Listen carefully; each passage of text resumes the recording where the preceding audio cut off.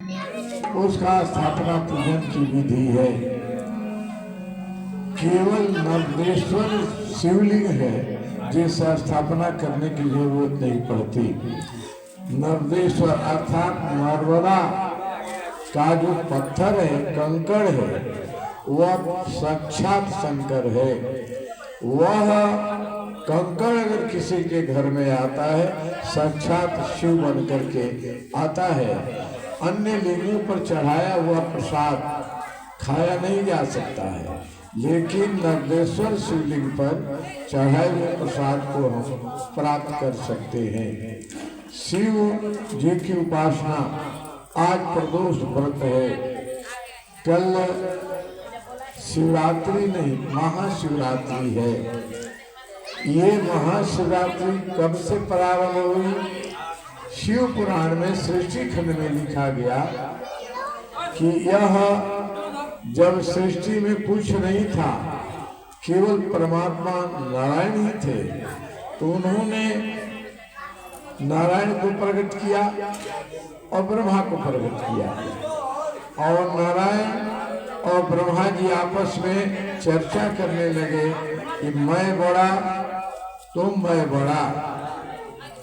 इतने में संघर्ष की नौबत आकर के एक नीचे से स्तंभ, ज्योति के समान स्तंभ प्रकट हो गया।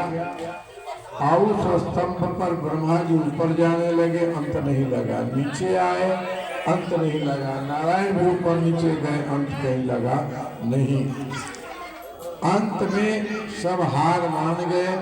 तब उसमें से आवाज निकली ओम। ओम, ओम का मतलब अ, उ, म, नाद और बिंदु 5 निकला।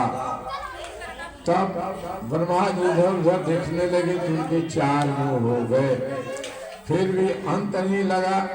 तब शंकर भगवान ने कहा कि आप सृष्टि का सृजन कीजिए और आप सृष्टि का पालन कीजिए। अब प्रश्न है कि वह कौन सा रात और कौन सा दिन था और कौन सा वह स्थान था जहाँ पर यह ज्योतिर्लिंग प्रकट हुआ।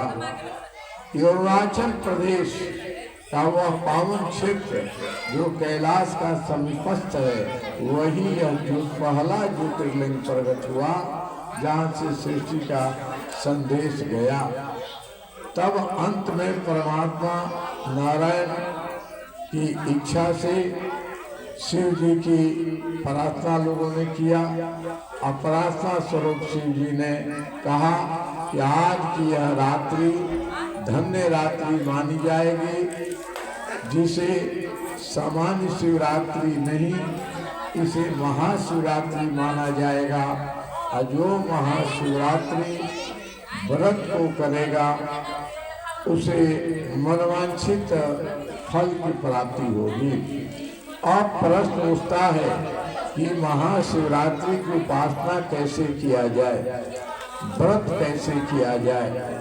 जैसे आप देखते हैं कल महाशिवरात्रि है, मैं कल की रात्रि में शिवरात्रि की शिव की उपासना का विधान है। लोग आज से ही आना शुरू कर दिए हैं और आज बजते बजते जल ढाल कर चल जाएंगे।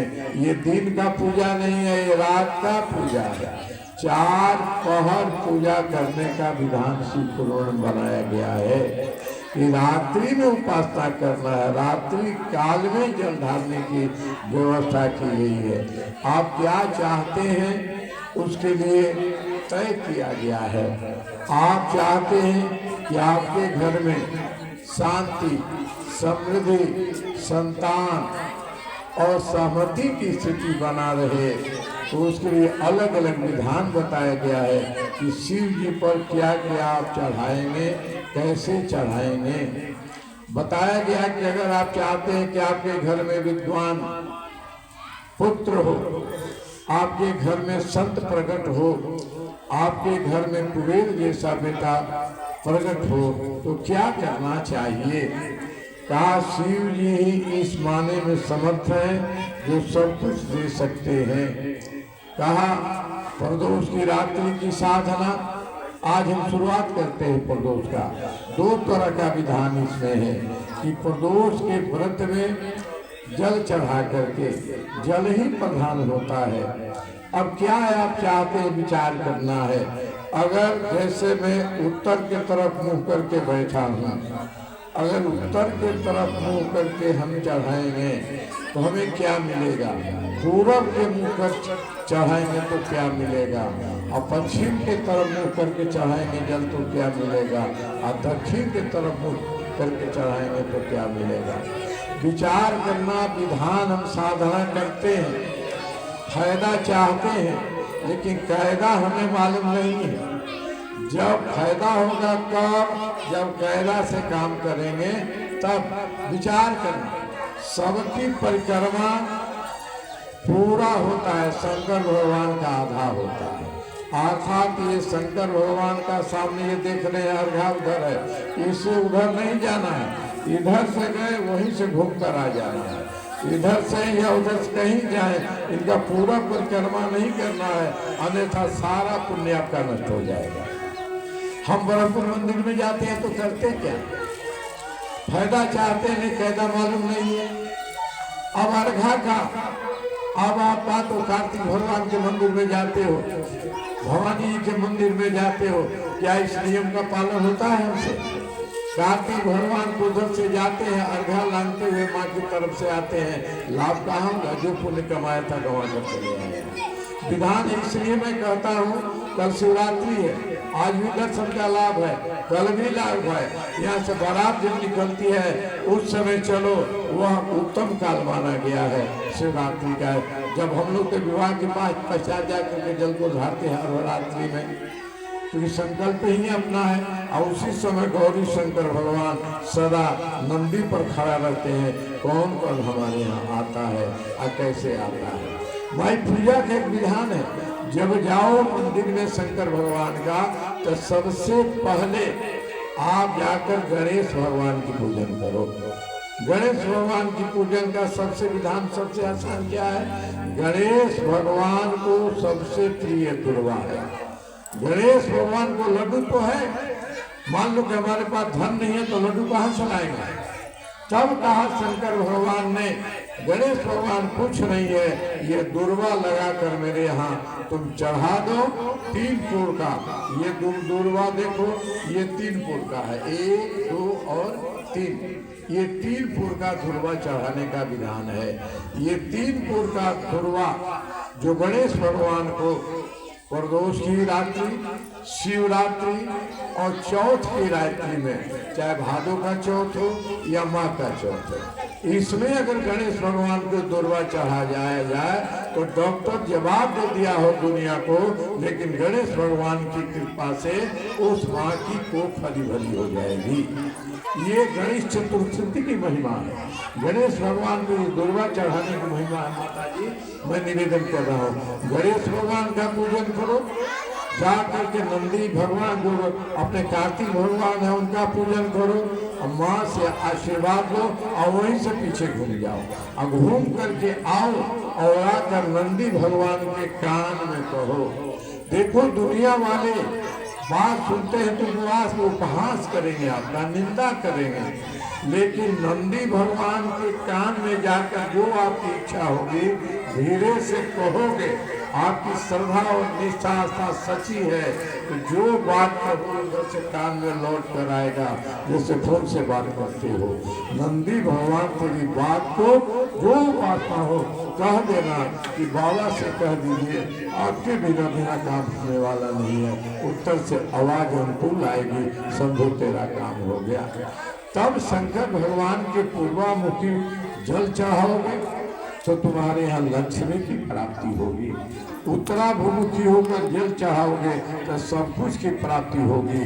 पश्चिमाभिमुखी होकर चढ़ाओगे तो उस समय चढ़ाना न चढ़ाना बराबर है, और दक्षिणामुखी होकर मुँह चढ़ाओगे तो आयु क्षय हो जाएगा। अब ये हमें कौन बताएगा?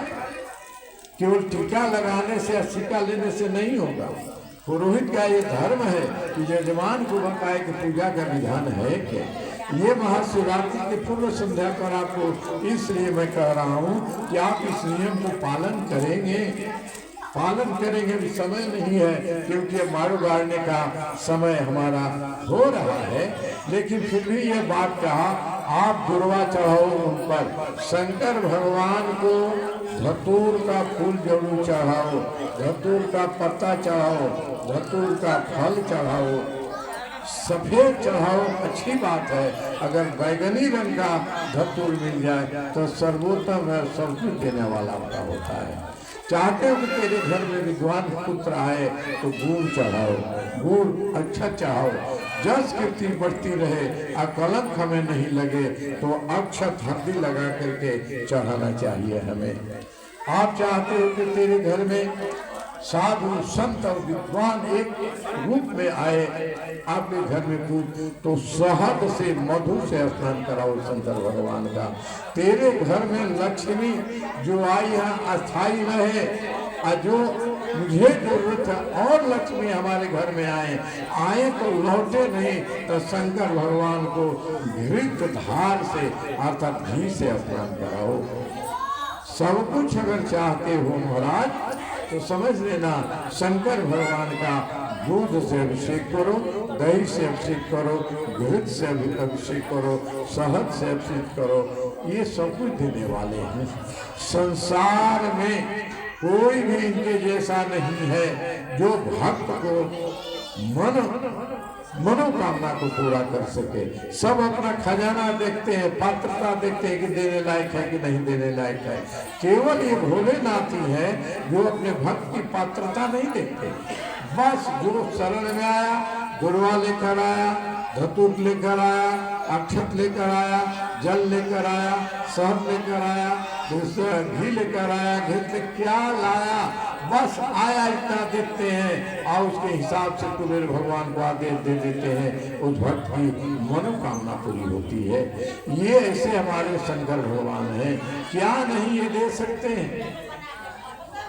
ऐसी सुंदर दिव्य कथाएं शिव पुराण में आती हैं। जो ही शंकर भगवान की शरणागति हो जाता है सब कुछ उसे प्राप्त हो जाता है। कलयुग की सर्वश्रेष्ठ साधना है जो त्रयोदशी व्रत करे हमेशा, ताकि तन रहे न कलेसा।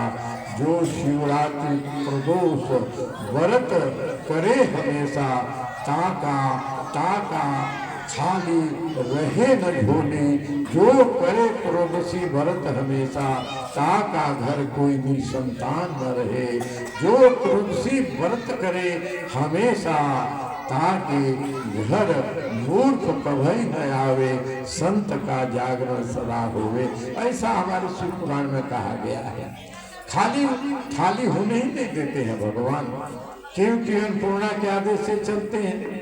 और अन्नपूर्णा की ऐसी कृपा है, आपको बताऊं मैं, अन्नपूर्णा अपने भगवान महादेव के साथ सदा काशी में विराजित रहती है, सदा विराजित रहती है। लेकिन संध्या का काल जब होता है नारायण, तो उस समय नंदी भगवान को सवार होकर दोनों निकलते हैं। यह देखते हैं कि किसके घर में संध्या काल में कपूर से आरती हो रही है, किसके घर में घी से आरती हो रही है, और किसके घर में तिल के तेल से आरती हो रही है। आरती का भी एक विधान है। आप क्या चाहते हो उसके अनुसार आरती करना हमें चाहिए। अगर रोग से घर हमारा परेशान है, झंझट हो रहा है, कपूर से आरती करो। घर में धन लक्ष्मी की कमी है, उस समय हमें घृत से आरती करना चाहिए। और हमें नाना प्रकार के लौकिक बाधाएं परेशान कर रही है, तो तिल के तेल से आरती करना चाहिए। ऐसा विधान बनाया गया हमारे यहाँ। एक बात समझ लेना, चाहे दीपक जो भी दिखाओ शंकर भगवान को, जो दीपक शंकर भगवान को दिखाता है उसके घर के संतान ज्ञानी होते हैं। समझ लेना, ये दीपक का बड़ा महत्व है। जो धूप दिखाते हो, ये धूप दिखाने वाला का घर में जस कीर्ति संवर्धन उसका होता है। कई लोगों ने कहा, और थोड़ी सी शंकर भगवान की प्रार्थना निवेदन में कर दो। जहाँ बरमपुर में आप बैठे हुए हैं, ये सामान्य नहीं है, संसार का ये पहला स्थान है जहाँ ब्रह्मा जी आए और ब्रह्मा जी ने मंदिर की स्थापना की और उसका हम लोगों ने पूजन किया, उनकी सिद्धि हुई। ये ब्रह्मा जी का स्थापित मंदिर है। पहले इसका ब्रह्मपुर नाम नहीं था। गंगा से ये 3 कोस ये दक्षिण के तरफ था। गंगा पहले यहाँ बहा करती थी। उस युग की बात है जब शंकर भगवान को उठ करके ब्रह्मा जी ने प्रणाम नहीं किया। 4 मुंह ने शंकर भगवान को प्रणाम किया। ब्रह्मा जी को पहले 5 मुख था, एक मुख ने प्रणाम नहीं किया। नारायण क्रोधित हो गए, कहा कि तुम्हारी हिम्मत कि दुनिया का मालिक शंकर भगवान बैठे हो, 4 से प्रणाम किया, एक मुंह से प्रणाम नहीं किया। बच्चे सुदर्शन से ब्रह्मा जी का एक मुंह काट दिया। अब 4 मुंह का खाना जाना नहीं चाहिए, सोना बाबा नहीं चाहिए, खाना जाना नहीं चाहिए, सोना बाबा चरण के दास बनई हो बाबा भोलेनाथ, चरण के दास बनई हो बाबा भोलेनाथ, विमल विभूति बाबा पराधा बहनवा से लंबे लंबे लट लट भोले बाबा भोलेनाथ। बोले बाबा परमेश्वर नाथ की नगरी में हम आप सब रह रहे हैं। समझ लेना इस सामान्य नगरी नहीं है। यह ब्रह्मा जी को साप लगा, शंकर भगवान को प्रणाम नहीं किया, नारायण ने उनका एक गर्दन काट दिया और तभी शांत नहीं हुए। तब देवताओं ने उन्हें प्रार्थना किया कि अब इनको माफ किया जाए। बाबा ने कहा कि इनका यह अपराध माफ होगा कब? जब जा कर के ये शंकर भगवान को तालाब बनाएंगे आधा शिव गंगा और शिव जी की स्थापना करेंगे और वह स्थापना इनका 13 दिन का साधना चलेगा। कहा कि 13 दिन की साधना हुई और इनका तप सिद्ध हुआ। इन्हें जो सांप लगा है, सांप इनका सांप से मुक्त हो गए, यह पहचाना कैसे जाएगा? तब नारायण ने कहा जेठ शिवरात्रि व्रत को ये शिवलिंग की स्थापना करेंगे। जेठ शिवरात्रि व्रत को ये गंगा जो बहती है यहाँ से 3 कोस दक्षिण में एक स्थान है जहाँ विशाल बरगद का पेड़ है।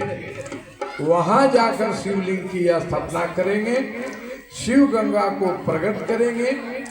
वहाँ पर यह अनुष्ठान जेठ शिवरात्रि से करेंगे। अनुष्ठान करते हुए अगर गंगा स्वयं प्रकट हो जाए यहाँ पर तो समझ लेना कि ब्रह्मा जी आप साफ मुक्त हो गए। वही ब्रह्मा जी ज्येष्ठ शिवरात्रि के आए। यहीं पर इसका स्थान ब्रह्मपुर नहीं था, ये दिव्य स्थान था। गंगा यहाँ बहती थी, यहाँ से 3 किलोमीटर पर दूर पर बहती थी। आज भी उनका निशान है, भागर है। अभी यहाँ यज्ञ हो रहा है, वहीं पर जल भरी करने के लिए लोग जा रहे थे। स्वामी जी ने डांटा। कल स्वामी जी आए हुए थे आपके जाने के बाद। स्वामी जी ने बताया, अरे कहा ये छाड़े में भागर में जल भरी करोगे? अरे प्रत्यक्ष ब्रह्मा के समय साप मुक्त के लिए शिव जी के यहाँ गंगा शिव गंगा है, शिव गंगा से जल भरी होना चाहिए। यहाँ आसपास जितने लोग जग करते हैं वो ये प्रत्यक्ष शिव गंगा है। समझ लेना, इससे जल भरी करोगे सिद्ध तो सिद्धि तुम्हारी होगी। तो वहाँ जल भरी हुआ। तो कहा कि आप साप कब हो माने जाएंगे? तब माने जाएंगे जबकि गंगा प्रकट हो जाएंगी। बस ब्रह्मा जी आए, 5 गो मूड़ी था, 4 गो मूड़ी है, खत्म हो गया, स्थापित हो गए। देवताओं की श्रृंखला से निकाल दिए गए, बिरादरी से वंचित कर दिए गए। नारायण सब सह सकते हैं, शिव जी का अपमान भगवान विष्णु नहीं सह सकते हैं। भगवान विष्णु की ये घोषणा है, शिव द्रोही ममदास कहावा, सो नर मोहि सपने नहीं, पावा तो छोड़िए, पाने की बात छोड़ दो। जो शंकर भगवान का विरोध करेगा वह पाने की बात छोड़ो, सपने नहीं भावा, सपना में भी मुझे वो नहीं सुहाता है, सपना में भी वो मुझे नहीं सुहाता है। तो वह नारायण ने मुड़ी काट दिया, कहा कि जाओ शंकर भगवान को उपासना करो, पूजा करो। वही ब्रह्मा जी यहाँ स्थान पर आए, ब्रह्मा जी यहाँ रहने लगे, इसलिए इस स्थान का नाम पड़ा ब्रह्मा का पुर, ब्रह्मा का गांव, ब्रह्मा का देश, ब्रह्मा का मुहल्ला, ब्रह्मा का नगर, अर्थात ब्रह्मपुर। बोलिए ब्रह्मपुर महोत्सव की जय। ये ब्रह्मपुर नाम पड़ा।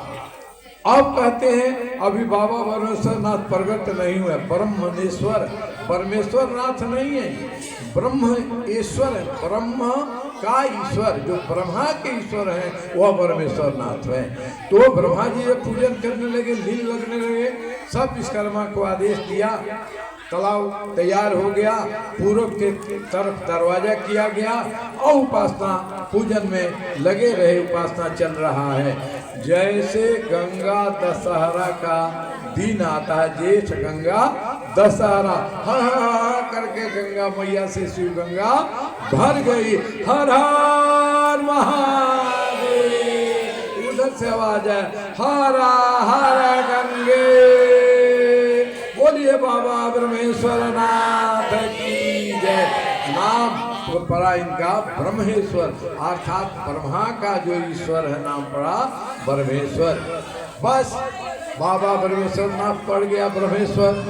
ब्रह्मेश्वर नाथ ने कहा कि देखो आज का दिन मैं प्रकट हुआ हूँ, जो मेरी साधना करेगा, आराधना करेगा, अनुष्ठान करेगा, किस जात का है, किस बिरादरी का है, किस वर्ण से आता है, हमारे यहाँ विचार नहीं होता है।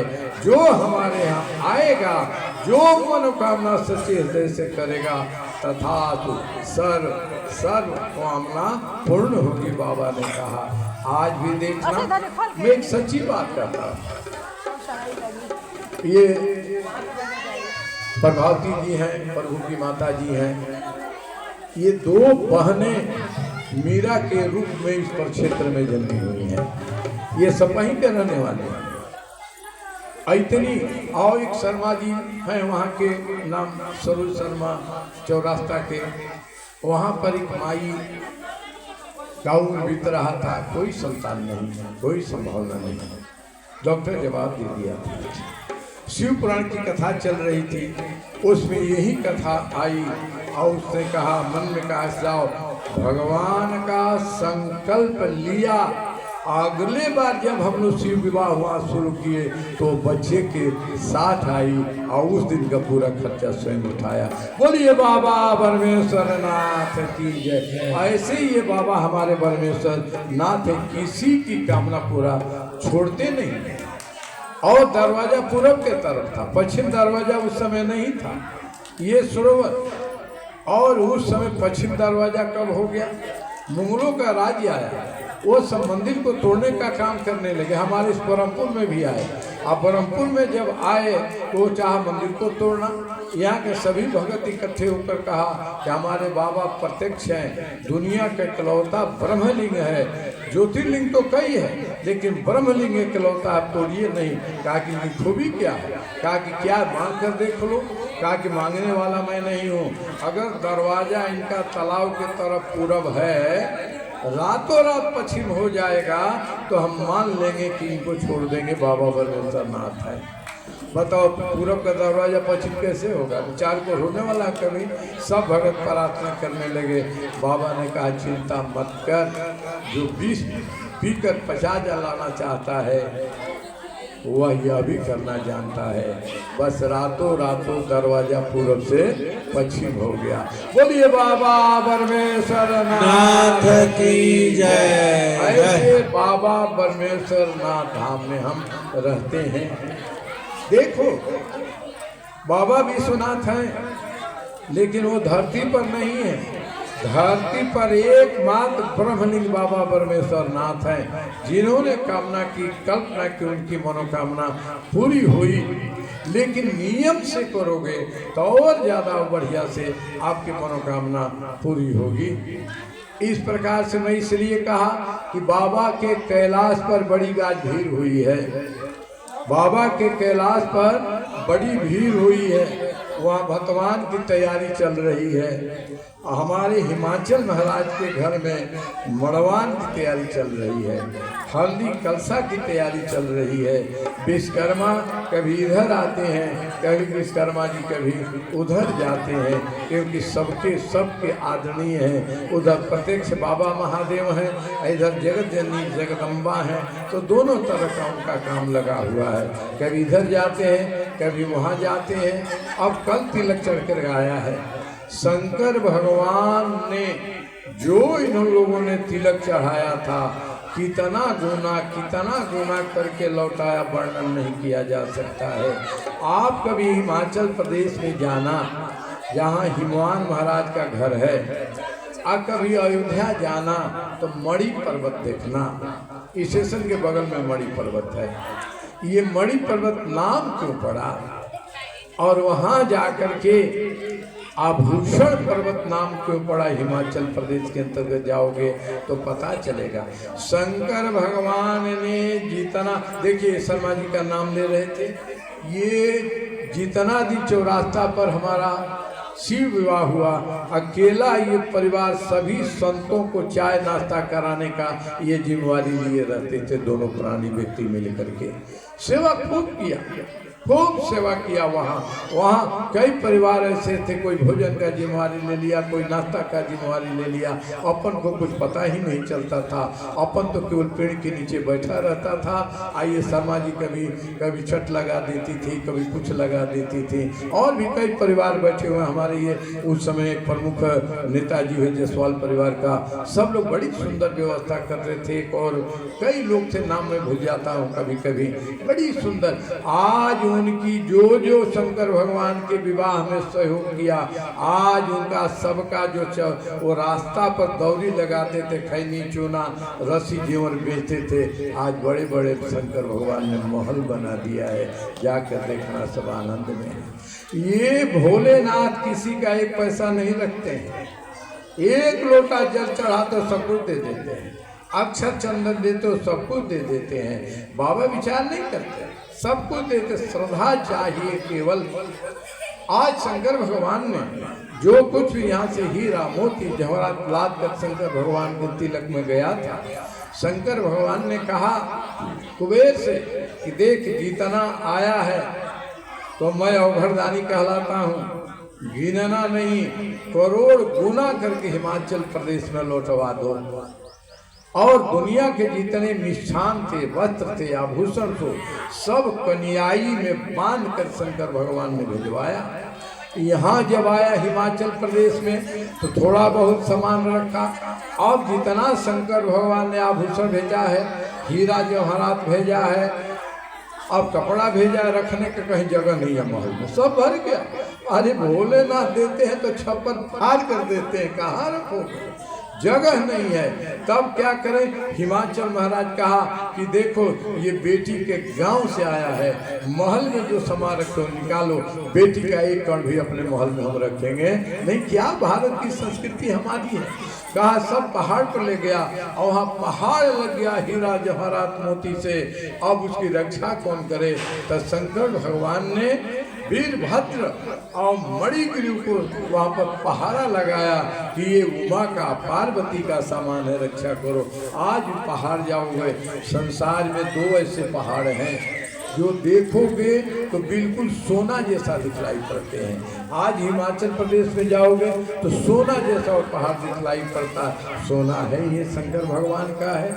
अब यहाँ लगन पत्री तो पहले इन्होंने दिया था, बारात की तिथि तय हो गई कि माघ कृष्ण पक्ष महाशिवरात्रि के दिन शिव और पार्वती का अर्थात गौरी से शंकर का विवाह होगा, तय होगा। अब हिमवान महाराज ने अपने 100 बेटों से कहा कि देखो जितना गोतिया दियाद हमारे हैं, हित नाता भाई भौजाई जहाँ भी रहते हो, जिस देश में रहते हो, जिस प्रांत में रहते हो, सबको न्योता दे दो।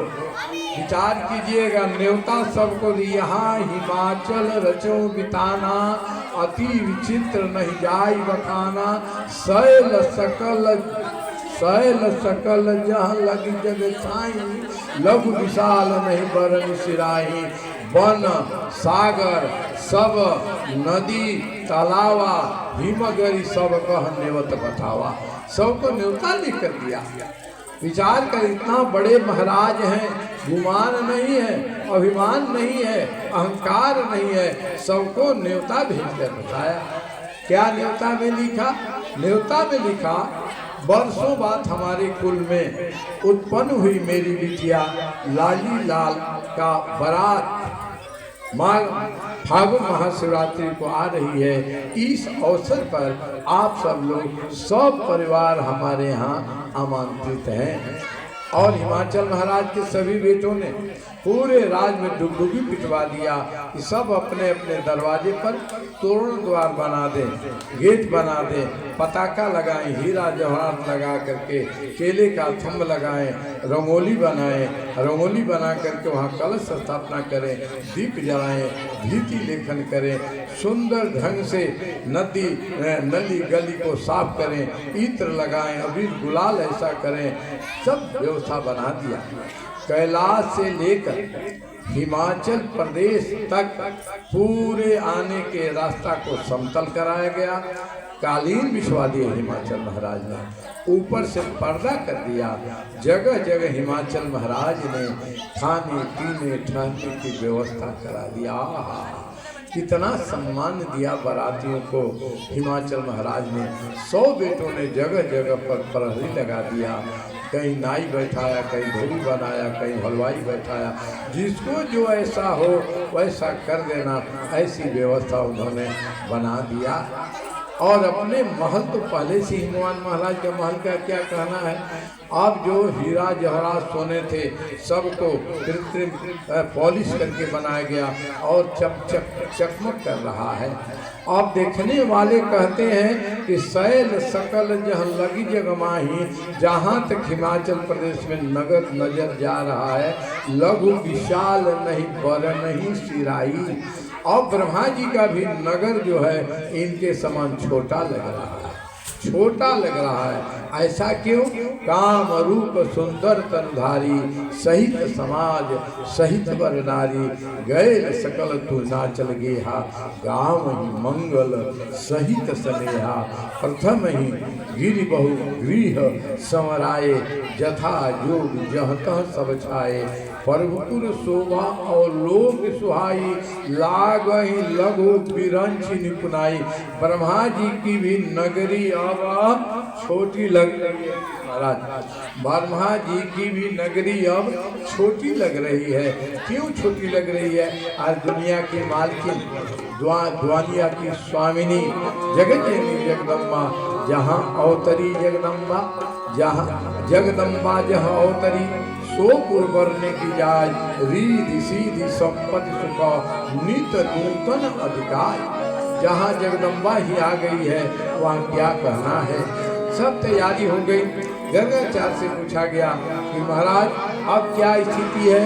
कहा कि महाराज सबको न्योता पठा दिया, सब तैयारी पूरी हो गई है, कोई कमी कहीं नजर नहीं रही। लघु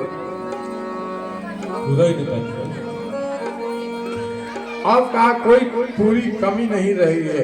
लघु लाग विधि की निपुणता व लोक की पूर्ण शोभा सही, वन बाग कूप तड़ाग सरित सुभग सब सकपो कही, मंगल विपुल तोरण पताका केत गिर सोहई, वनिता पुरुष सुंदर चतुर छवि देखी मुनि मन मोहि, नगर की शोभा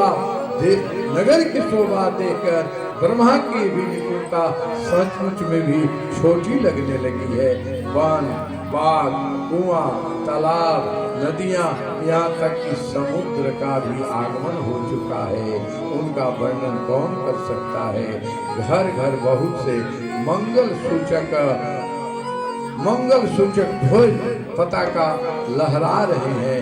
ऐसी छवि देख करके मुनियों का भी मन मोहने लगे हैं। इतने में गर्गाचार्य ने कहा कि देखो अब मारो गाड़ने का समय आ गया है, इसलिए माड़ू का विधान करना चाहिए। इसलिए माड़ू गाड़ने के लिए सभी इनके नौकर चाकर जंगल में जाने की तैयारी कर रहे हैं। उस समय बड़ा भाई पार्वती का मैनाक है और छोटा भाई सबसे विंध्य है। कहा कि हम 100 भाई हैं, हमारे नौकर चाकर मेरे दीदी का विवाह का माड़ू गाड़ने के लिए बांस लाने जाएंगे, हम स्वयं जाएंगे। इसलिए अपने से 100 भाई टांगा टंगारी आरा बसला निठानी लेकर के जंगल में निकल पड़े। एक बात समझ लेना, कभी कभी अयोध्या वाले महात्मा जी में विचार करता हूँ, हमारे यहाँ राजा हो, रंक हो, फकीर हो, ये बांस का ही माड़ू गाड़ा जाता है। ऐसा क्यों होता है विचार करना। ये हिमाचल महाराज को चाहते तो हीरा का, रत्न का, सोना का बांस गाड़वा देते, क्या कमी है इनकी? लेकिन नहीं, जंगल में गए और जंगल में काट रहे। एक बात समझ लें, जैसे घर में यज्ञ उपनीत होता है, हम ध्वज गाड़ते हैं। जब उपनीत घर में जब होता है तो 2 तरह का ध्वज गाड़ा जाता है। एक ध्वज शंकर भगवान का त्रिशूल वाला गाड़ा जाता है और एक ध्वज विष्णु भगवान का चक्र वाला गाड़ा जाता है। और ये बांस कैसा होना चाहिए? बांस का विधान है उसमें चींटी भी कहीं खाई नहीं हो, इतना निपुण होना चाहिए, कहीं दाग तक उस बांस में नहीं होना चाहिए। ऐसे बांस यज्ञ का, ध्वज का वह मान्य माना गया है। वैसे ही माड़ो जब अपने लाडी लाल का हम गाड़ते हैं तो यह ध्वज का जैसा ही बांस हमारा होना चाहिए। ये ध्वज का बांस कई दिनों से घूम घूम करके अपने आश्रम के समित्रों ने चुन चुन करके कई जगह जाकर चुन चुन करके रखा है। और सुंदर सुंदर आम्र तद का पल्लो, पल्लो 5 प्रकार के होते हैं, केवल आम ही पल्लो नहीं होता है, 5 प्रकार के पल्लो, आम का, गूलर का, पापड़ का, पीपर का और बर का, सभी ये प्रधान पल्लो माने गए हैं। ऐसे पल्लों को इकट्ठा किया गया और उसे बांधने के लिए सोने की रस्सी बनाई गई और पल्लों में उसको बांध करके सबने ठीक किया। और विधान है कि ये माड़ू गाड़ा जाएगा कब, इसका विधान एक हमारा है कि कन्या का हाथ जैसा हो, उस हाथ से नाप करके माड़ू गाड़ने का हमारा विधान है। और यह बांस कितने गाड़े जाएंगे? शिव पुराण के अंतर्गत पार्वती संहिता में कहा कि 9 बांस होने चाहिए। 9 बांस। ये 9 बांस क्यों होने चाहिए? कहा कि 9 पूर्ण है और शंकर जी पूर्ण है, जगदम्बा पूर्ण है।